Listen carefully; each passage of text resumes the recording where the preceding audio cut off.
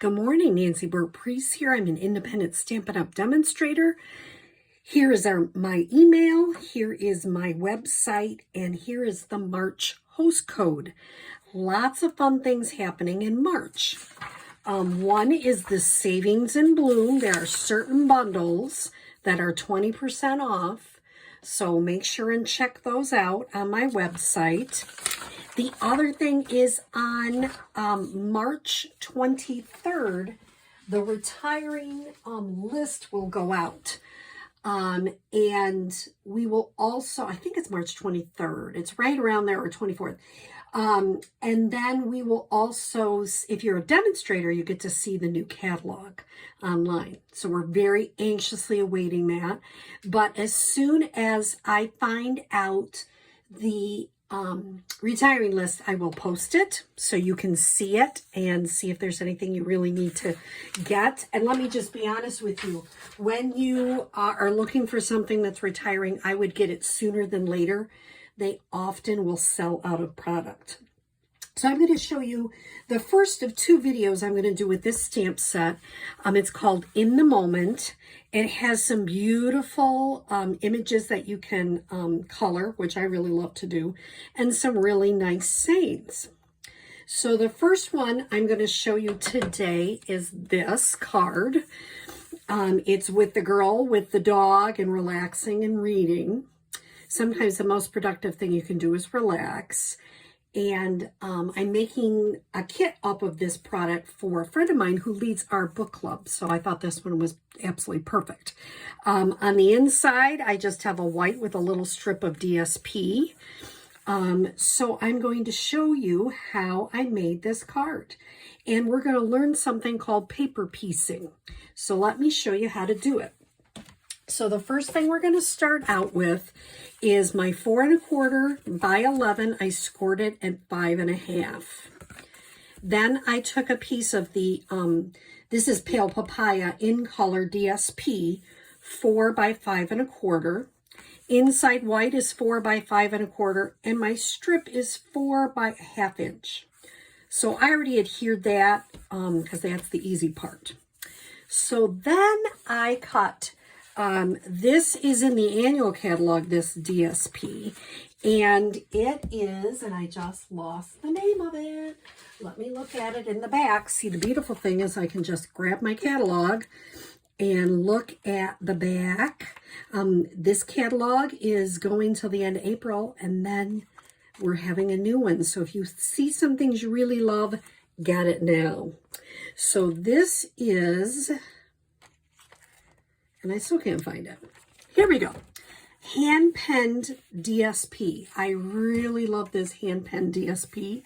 It's on page 131 in your annual catalog, and it has some beautiful kind of springy colors. Now, I don't know about you, but I think we're all ready for spring.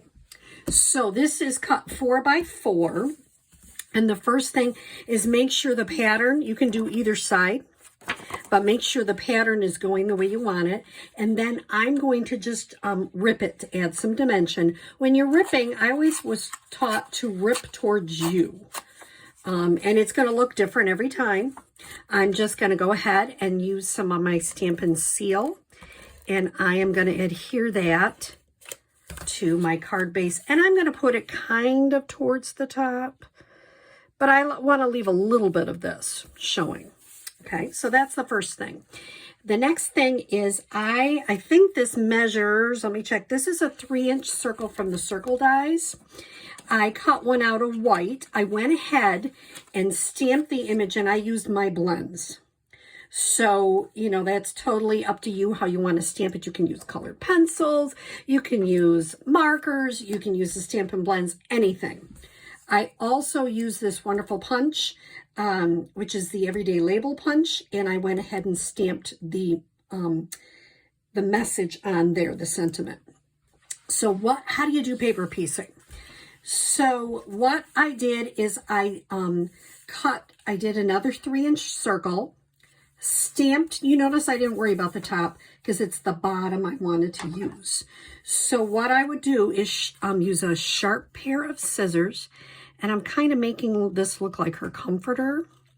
I saw this on All Things Scrappy, I think is the name of the stamping demonstrator. I did mine a little different, but she was the idea of paper piecing with this set. She did the pillows too, but I just did the bottom because it looked a little too busy for me. So I just did the bottom. And you notice I'm trying to use as many of the lines as I can. I'm going to cut that. And there you go. Then I'm going to use my liquid glue and I'm going to adhere that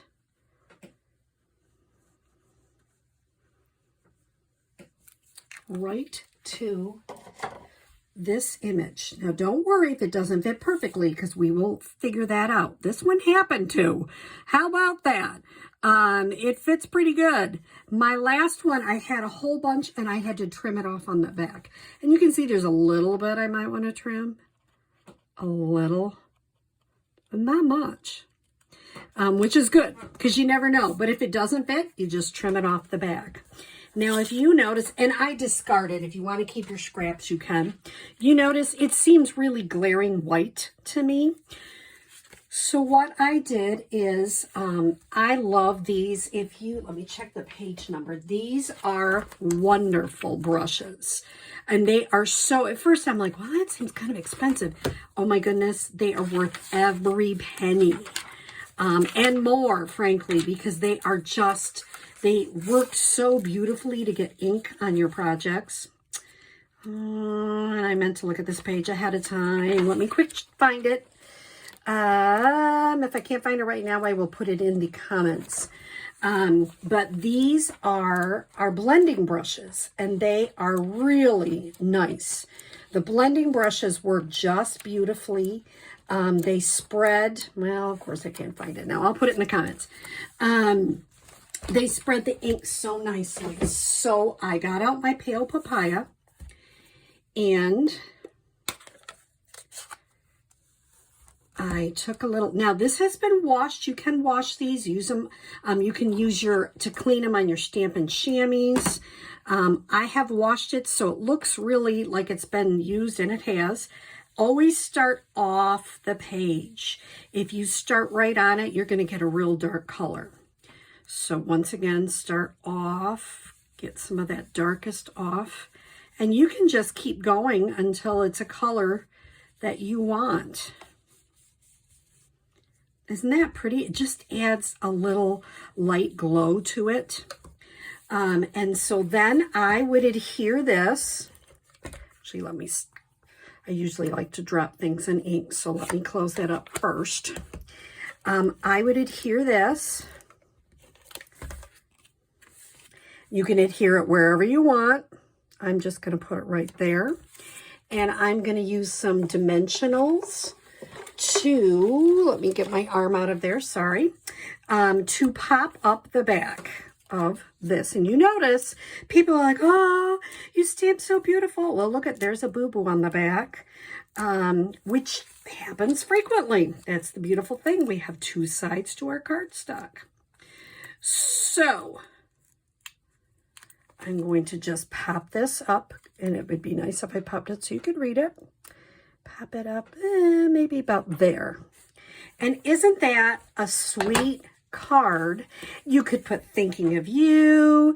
You could, gosh, I've heard you've been really stressed lately. Whatever you want to send it out for, or like I am in a book club, so, I could easily send it to one of my book club and put happy birthday on the inside. So with this one, hopefully if you looked at the blending brushes and paper piecing to try some new techniques with your card making.